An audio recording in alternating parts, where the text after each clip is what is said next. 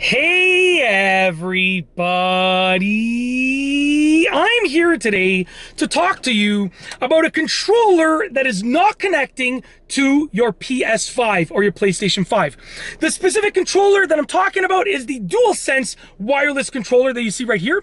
And these will be some easy fixes that hopefully will work for you to get it to connect once again so that you can play your games. Let's get into this. There are 5 fixes that I want to outline. And we're going to go through these quickly, so pay attention and try them out at home with your own controller and your own PS5 console. Let's get into this, baby. Number 1. I don't know why I just called you all baby, but let's get into this. Baby boys and baby girls and baby everyone's just watching this. I know you're not babies, but I'm going to call you baby anyway. So baby, let's go. Number 1, press and hold the PS button with some decent force, but not too much. So essentially you have a PS button right here. You want to press and hold it down with a decent amount of force, but not too much. You probably were trying to connect to your PS5 by pressing this gently, and maybe it wasn't registering. So just literally press this down, sort of like deliberately saying like, I'm going to press this down right now with a decent amount of force. You're not mashing it in there with a decent amount of force. Just press it and release it.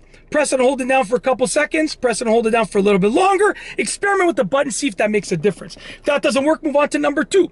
Turn your PS5 console off and on. Sometimes things glitch. They just need to be reset. Very simple.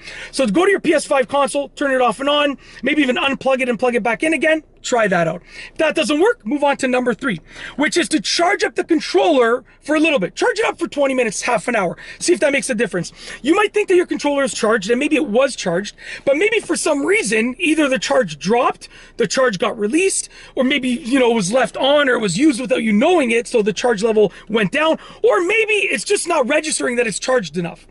So the most surefire way to make sure that it has enough of a charge is just to plug it in for 20 minutes to half an hour. So just plug it in for 20 minutes to half an hour, try it out. This also serves a double purpose because it gives it some time to work out whatever's going on.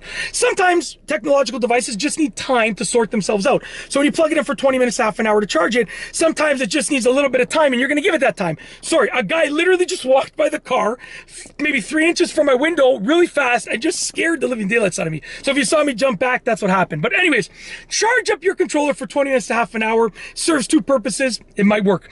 If that doesn't work, move on to number 4, which is to power off and on the DualSense controller. So take the controller, turn it off and turn it back on again. Now, if it's connected to your PS5, which, it's not if you're watching this video, but if it was connected, you can turn it off via the PS5. But if not, if it's not connecting, you can still turn off the DualSense wireless controller. Don't quote me on this because it's been a while since I remembered how to do this. I think you hold down the PS button and the options button over here for about like 10 to 15 seconds, and that should turn it off. But check for yourself because that might not work.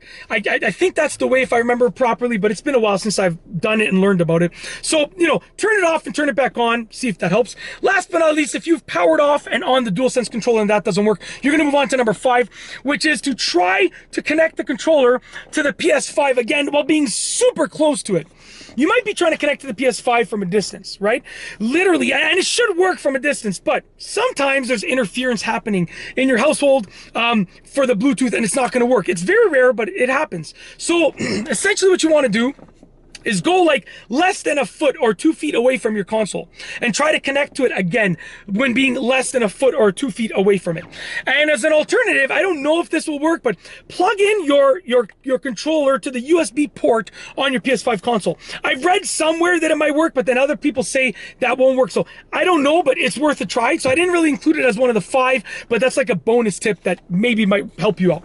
But that's it. If your DualSense wireless controller is not connecting to your PS5 console, these are some easy fixes you can try out. If you like this video, please be sure to give it a thumbs up. Let me know what you think down below as a comment, and of course be sure to subscribe for more great videos just like this one.